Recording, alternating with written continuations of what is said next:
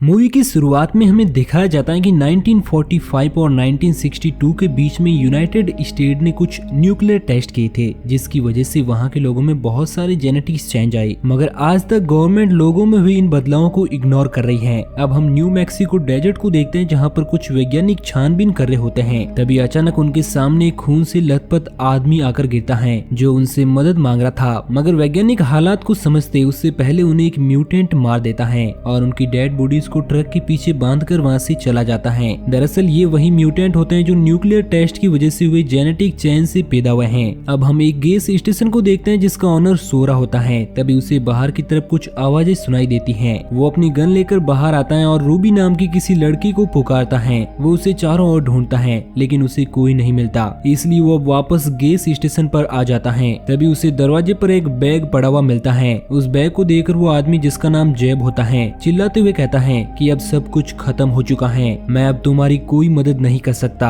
थोड़ी देर बाद वो दोबारा बाहर आकर उस बैग को अंदर ले जाता है। उस समय कोई उसके पीछे से गुजरता है। जब वो बैग को खोलता है तो उसमें काफी सारी एक्सपेंसिव चीजों के साथ साथ एक बॉक्स में किसी का कटा हुआ कान भी होता है। एक पर्स में एक लड़की का फोटो भी होता है। इसका मतलब ये बैग और कटा हुआ कान उस फोटो वाली लड़की का है। और जैब उन म्यूटेंट के लिए लोगों को उनके जाल में फंसाता है और उसी के बदले में उसे ये एक्सपेंसिव चीजें मिलती हैं। अब स्टेशन के बाहर एक गाड़ी आकर रुकती है। उसमें एक फैमिली होती है जो सैंटिगो जा रहे हैं। उस फैमिली में आदमी का नाम बॉब होता है और उसकी वाइफ का नाम एथल होता है। साथ ही उनके 3 बच्चे होते हैं जिनका नाम ब्रेंडा, बॉबी और लीन होता है। लीन का हस्बैंड भी साथ ही में होता है, जिनकी एक छोटी बच्ची कैथरीन होती है। इन सभी के साथ 2 जर्मन डॉग ब्यूटी और बीस्ट भी होते हैं। गैस स्टेशन से फ्यूल भरवाने के बाद जब वो आगे निकल रहे थे, तभी जैब उन्हें एक शॉर्ट रास्ते के बारे में बताता है जो कि पहाड़ियों के बीच में से जाता था। मगर मैप में उस सड़क का कोई निशान नहीं होता है। अब टाइम बचाने के चक्कर में वो लोग उस रास्ते की ओर निकल जाते हैं। कुछ दूर आगे जाने पर रास्ते पर लगे लोहे के कांटों की वजह से उनकी गाड़ी पंक्चर हो जाती है और वो पत्थर से जा टकराती है, जिसकी वजह से वो दोनों डॉग वहाँ से भाग जाते हैं। बॉबी उन्हें लाने के लिए उनके पीछे जाता है। बॉब कहता है कि शायद ज्यादा गर्मी की वजह से उनकी गाड़ी का टायर पंक्चर हुआ है, मगर हकीकत कुछ और होती है। वो इलाका पूरी तरह से सुनसान होता है। दूर दूर तक कोई इंसान नहीं दिख रहा था। जब बॉबी अपने डॉग को लाता है तो कोई उसे छिपकर चेस कर रहा होता है। अब उन्हें वहाँ से निकलने की कोई उम्मीद नजर नहीं आ रही थी। तब बॉब कहता है कि मैं यहाँ से पैदल चलकर उस गैस स्टेशन तक जाऊंगा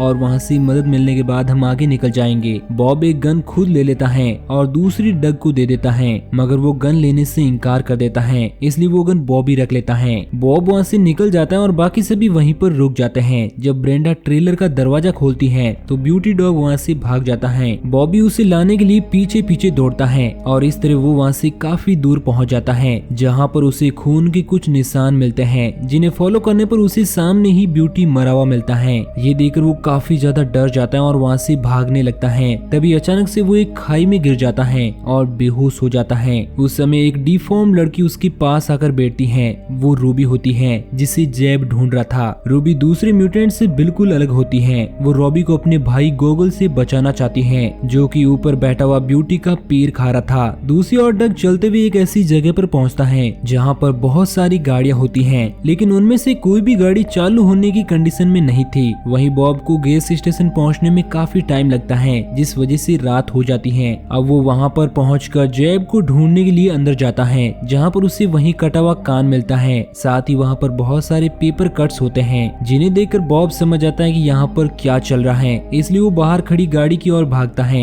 तब उसे जैब दिखता है। वो उसके पास जाकर अपनी गन जैब पर तान देता है, मगर तभी जैब खुद ही अपनी गन से सुसाइड कर लेता है। ये देखकर बॉब काफी ज्यादा डर जाता है और भागते हुए गाड़ी में बैठता है, मगर उसी गाड़ी में एक म्यूटेंट होता है जो बॉब को पीट पीट कर घायल कर देता है और उसे लेकर वहाँ से निकल जाता है। दूसरी ओर बॉबी अभी भी बेहोश होता है, इसलिए ब्रेंडा उसे ढूंढने के लिए वहाँ से निकलती है। रूबी अभी तक उसके पास बैठी होती है। तभी उसे ब्रेंडा की आवाज सुनाई देती है, इसलिए वो वहाँ से भाग जाती है। ब्रेंडा बॉबी को वापस ट्रेलर में ले आती है, जहाँ पर बॉबी उन सभी को कुछ भी नहीं बताता। तभी ट्रेलर के बाहर कुछ हलचल होती है। बॉबी उन सभी को अंदर ही रहने को कहता है और खुद गन लेकर बाहर जाता है। वहाँ पर डग होता है जो उसे बताता है कि ये रोड कुछ ही दूरी पर आगे खत्म हो जाती है, यहाँ पर कोई भी शॉर्ट रास्ता नहीं है, और कहता है कि अगर 12 बजे तक बॉब वापस नहीं आया तो हम सभी उसे ढूंढने जाएंगे। अब सभी लोग सो जाते हैं। डग और लीन कार में ही सोते हैं और बाकी सभी ट्रेलर में सोते हैं, मगर बॉबी अब भी जगा हुआ था। जब वो बाहर बीस्ट को ढूंढने जाता है तब उनकी आर्मी में एक प्लूटो नाम का म्यूटेंट म्यूटेंट घुस जाता है जो कि ब्रेंडा को मारने लगता है। ये सीन बाहर खड़ा बॉबी देख लेता है, इसलिए वो डग और लीन को जगा कर सब कुछ बताता है। वो दोनों बाहर आते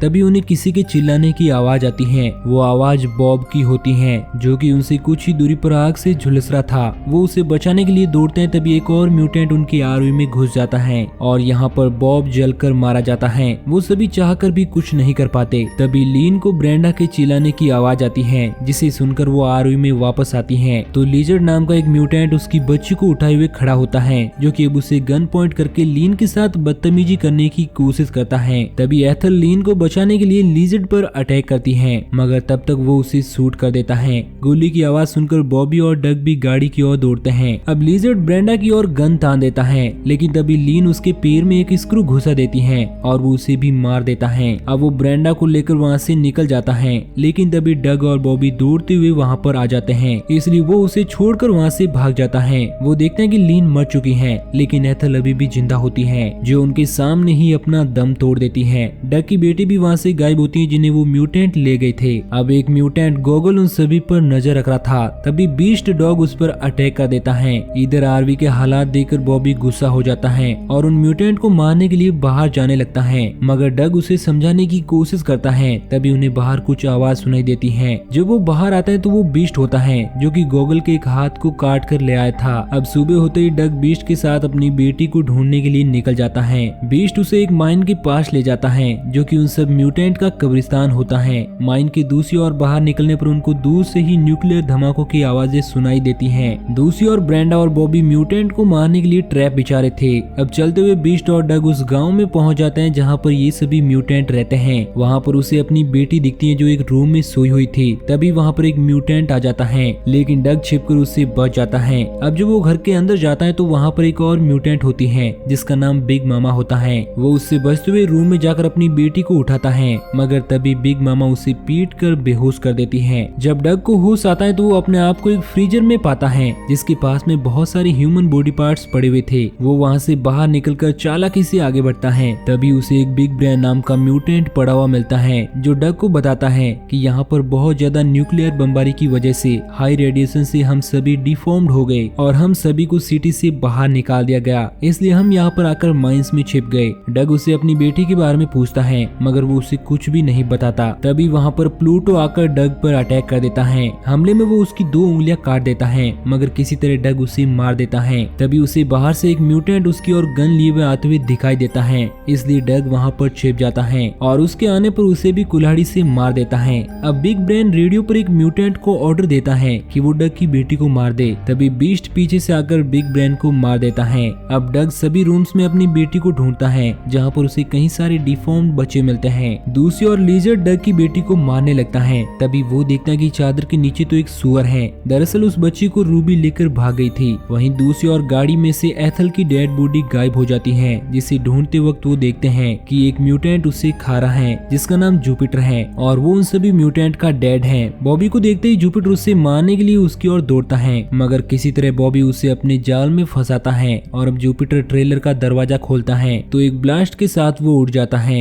दूसरी ओर रूबी डग के पास जाकर उसकी बेटी को देना चाहती है, मगर तभी वहाँ पर लीजर डग पर अटैक कर देता है और डग उसे मार देता है और अपनी बेटी को रूबी से अपने पास ले लेता है। तभी लीजर्ड फिर से खड़ा हो जाता है, लेकिन इस बार रूबी दौड़ते हुए उसके पास जाकर उसे अपने साथ खाई में गिरा लेती है, जिससे वो दोनों मारे जाते हैं। दूसरी ओर जुपिटर अभी भी जिंदा होता है, इसलिए ब्रेंडा एक कुल्हाड़ी से उसे मार देती है। तभी उन्हें डग आते हुए दिखाई देता है जिसके साथ में बीस्ट और उसकी बेटी दोनों होते हैं। उसे देखकर वो दोनों काफी खुश होते हैं, मगर अभी भी उन सबको कोई पीछे से छिपकर देख रहा होता है और ये मूवी यहीं पर एंड हो जाती है। लेकिन इस मूवी का एक और पार्ट है और इस स्टोरी को हम अगले वीडियो में कंटिन्यू करेंगे। तो कहानी के नेक्स्ट पार्ट का क्विक नोटिफिकेशन पाने के लिए इस चैनल को सब्सक्राइब जरूर करें और नोटिफिकेशन बेल को भी ऑल पर सेट कर लेना। बाकी मैं मिलूंगा आपसे किसी नई दिन नई कहानी के साथ, तब तक के लिए बाय बाय।